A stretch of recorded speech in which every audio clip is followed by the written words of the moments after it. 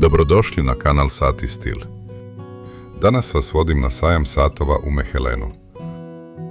Pogledat ćemo šta se sve moglo pronaći, koji su satovi privukli najviše pažnje, šta me je oduševilo, šta razočaralo i najvažnije, šta sam na kraju poneo kući. Ostanite do kraja.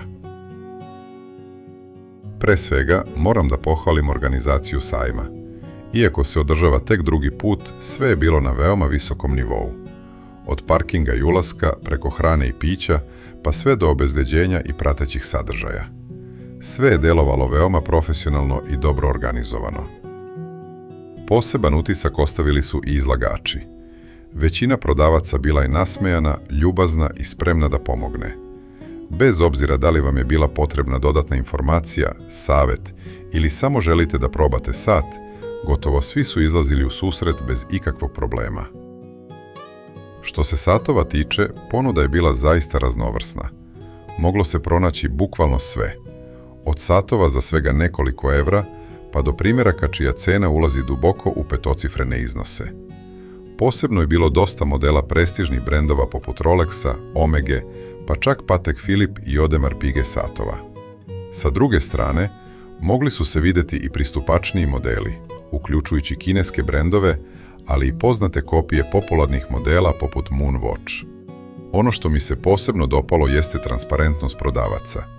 Kod ovakvih satova uglavnom je bilo jasno naznačeno o čemu se radi, bez skrivanja informacija i bez pokušaja da se kupac dovede u zabludu. Na kraju, izbor je bio prepušten svakome pojedinačno. Ko voli originalne luksuzne satove, mogao je da ih pronađe. Ko traži povoljniju alternativu, imao je i tu opciju. Nažalost, ja sam ovog puta malo zakasnio. Kada sam stigao do svog omiljenog prodavca, izbor je već bio prilično probran i dosta zanimljivih komada bilo je rasprodato.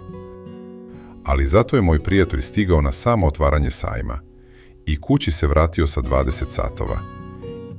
Imao sam priliku da vidim neke od njih i zaista je bilo veoma lepih, zanimljivih pa i vrednih primjeraka. Zanimljivo je da kada zajedno obilazimo sajmove, praktično nikada nismo konkurencija jedan drugom. Razlog je veoma jednostavan. Imamo potpuno drugačiji ukus.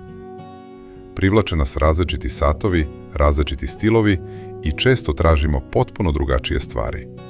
Zato se vrlo retko desi da se zainteresujemo za isti sat. Još jedna stvar koju sam primetio i koja me je iskreno obradovala jeste veliki broj mlađih ljudi. Često se može čuti kako je hobi sa satovima rezervisan za starije generacije. Međutim, ono što sam video na sajmu govori drugačije. Bilo je dosta mladih kolekcionara i entuzijasta. Razgledaju, postavljaju pitanja, probaju satove, a što je najvažnije, kupuju. To je svakako dobar znak za budućnost ovog hobija. Naravno, bilo je prisutno i dosta žena. Imam utisak da mnoge nisu došle zbog satova, više kao kontrolni organ, da pripaze da njihovi momci i muževi ne potroše više nego što su planirali. Koliko su u tome bile uspešne, to bi možda ipak trebalo pitati njihove novčanike. Ja sam ovog puta pronašao jedan veoma zanimljiv rula hronograf iz istočne Nemačke, a sa prethodnog sajma kući sam poneo komandirski iz Sovjetskog saveza. Na prvi pogled to možda nisu najprestižniji satovi, ali upravo zbog toga su mi postali zanimljivi. Zašto su mi se dopali? I zašto sam vremenom počeo mnogo više da cenim satove sa mehanizmom na ručno navijanje? O tome ćemo pričati u sljedećem videu. Da ga ne biste propustili, zapratite kanal Sat i Stil.